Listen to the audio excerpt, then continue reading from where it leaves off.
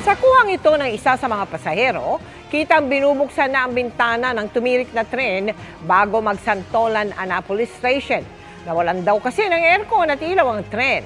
Hindi kita sa video pero nakaamoy umano ng usok ang mga sakay at 2 beses nakarinig ng pagputok.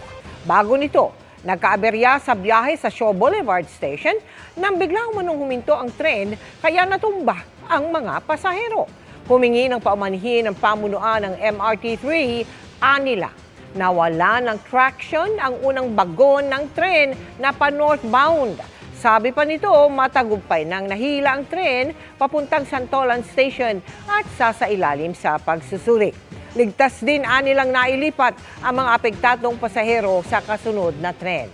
Balik normal na rin ang kanilang operasyon.